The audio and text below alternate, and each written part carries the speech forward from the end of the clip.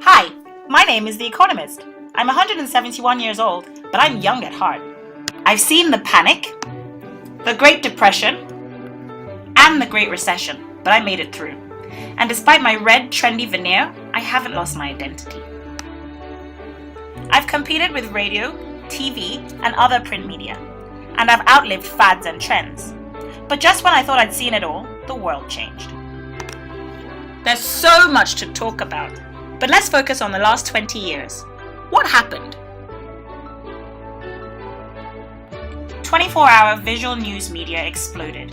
You know, CNN and the like. Then, as if that wasn't enough, someone went and invented the internet. And you, yes you, the MBA sitting in Julian's class, you decided you liked it. You stopped reading the news with your morning breakfast and started watching John What's-His-Name Stewart. You stopped being patient. You wanted the news on your terms. And then you started asking, so what? But I'm clever. I kept up with you. And my model proved itself in the face of general downward trends. I stayed true to my traditional core business, providing fearless insight, and I've not been seduced by the lure of advertising. My goal is to challenge your thinking, because I believe you're smarter than those other bozos give you credit for. So how do I do this? I don't hire expensive superstar writers. I hire smart Alex from that snooty British university as generalists to cover economics, politics, science, culture, and all sorts, not just locally but globally. My contributors are anonymous because, although the world is full of perspective, ours is a collective voice, the result of hours of debate every Monday morning in a cramped room at our Mayfair offices. You should see us. So when disruption came, I was ready. And boy, was it a double whammy. First, you changed the way you wanted your information. But where others saw their circulation, readership, and ad revenues plummet, my readers stuck with me because my value proposition was clear. And in response, I broadened my market opportunity, appealing no longer to just the business and political elite, but also to you guys, who I lovingly call snobs. You who want to signal your curiosity, taste, and intelligence, you aspirational readers, social climbers if you will. The result, my circulation has doubled in the last decade, while others have lost ground.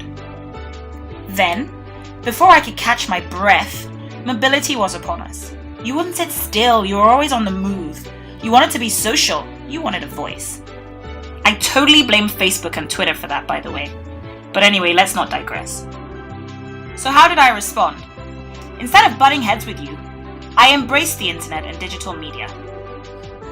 I've been online for almost 20 years, and my social media stats are impressive. 4.5 million Facebook likes and almost 6 million Twitter followers. You'll now find more of my content in digital form than in print. Instead of lecturing you in print, I've made some quick, bold changes to my processes. My writers can now use their initials online, bending my decades-old rule about anonymity. This way, those debates between my writers now happen real-time online so we can publish quicker. By the way, if you haven't, you should check out 2 of my new online products, The Economist Explains and The Economist Debates. They really are at the heart of how I like to share information with you today. And I've not been afraid to admit my mistakes over the years. I've openly changed my stance on issues. I'm more concerned with being independent and objective than with losing face. But the story isn't over, and I'm looking forward to the next 170 years. No doubt you will continue to change, and I'm ready for that.